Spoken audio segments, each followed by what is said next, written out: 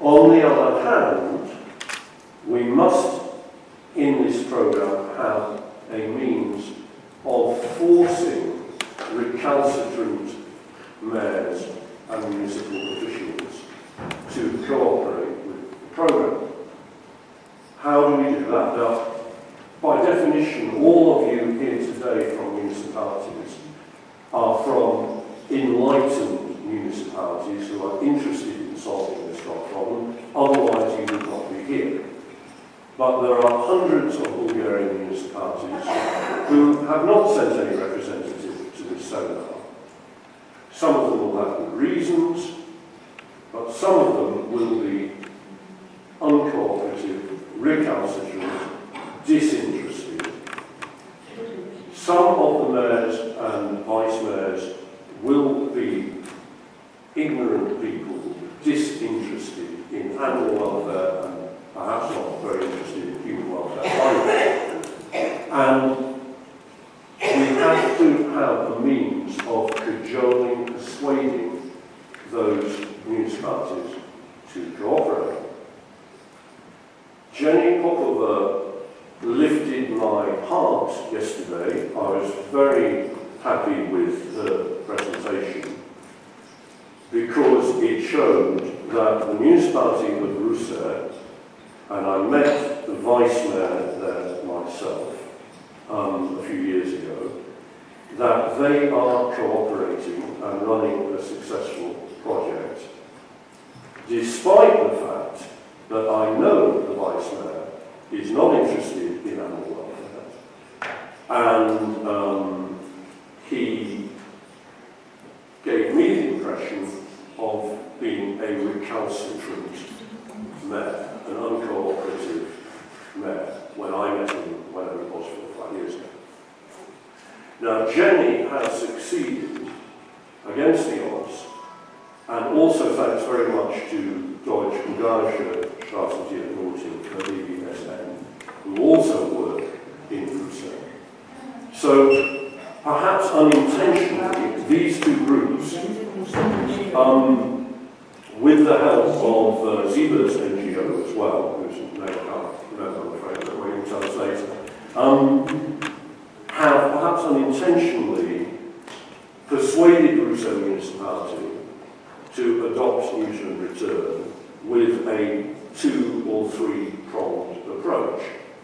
Now, the law, of course, must have helped, because Jenny was able to use the enlightened Bulgarian animal protection law, no doubt, as a weapon in persuading the municipality to stop killing dogs in their isolator and to practice use and return.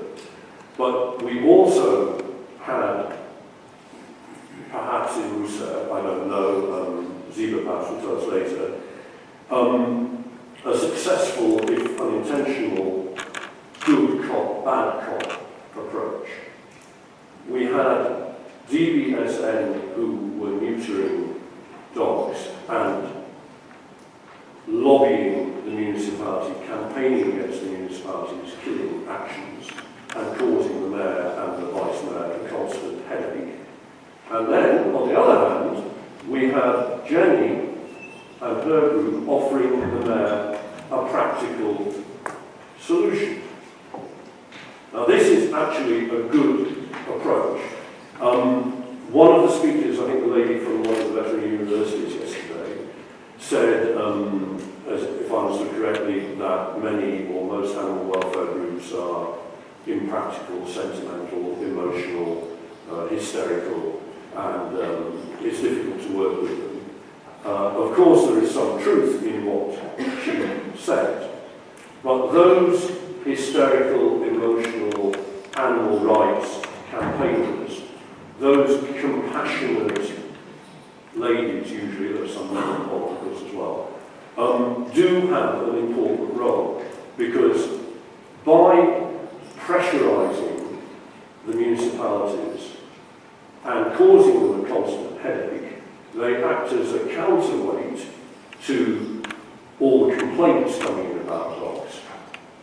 And then, when a practical organisation offering a realistic, practical solution, mutual return, comes along, then the chances are much greater that the mayor will accept their offer.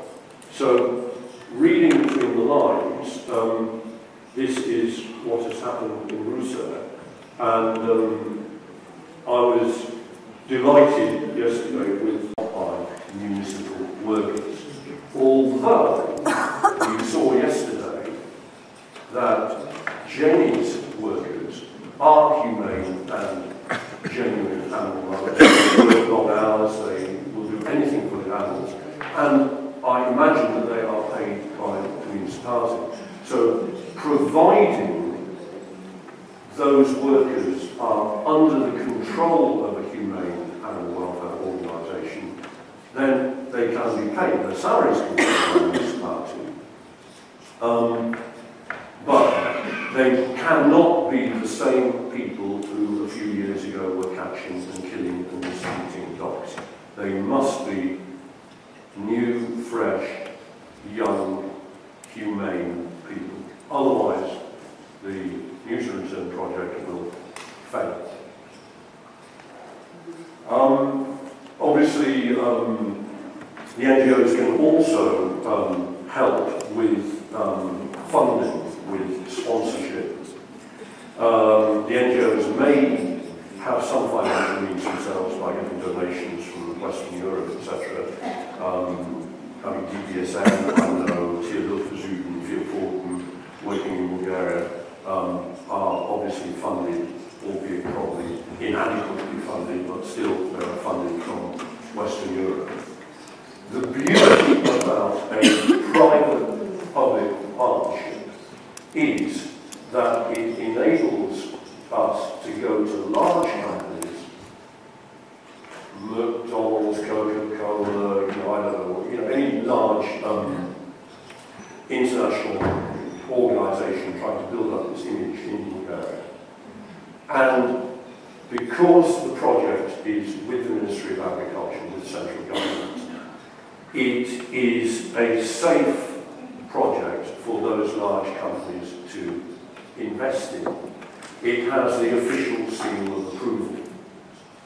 Now, if a private organisation like mine goes to Coca-Cola, they'll say, well, sorry, Mr. Smith, there are many other private charity organisations that we're sponsoring, and sorry, we can't help you.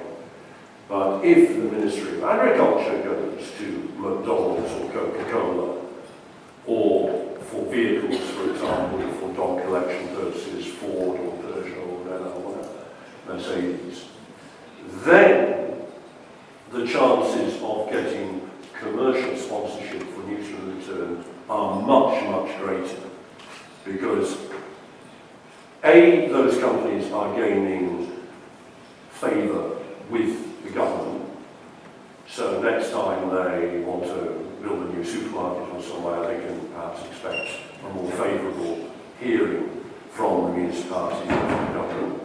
So it's in their interest to bend over backwards to help the Bulgarian government or the local municipality. And they don't have to worry about accusations of wasting money, mismanagement, corruption, private NGOs stealing money from them, etc. Because the central government or the municipality is running this project.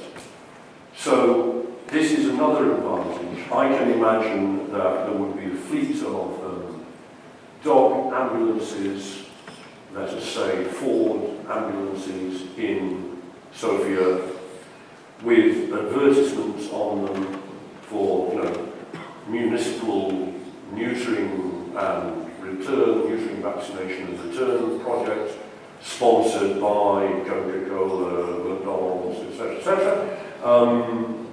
And maybe with dog food companies advertising pedigree, charm, etc., on these vehicles.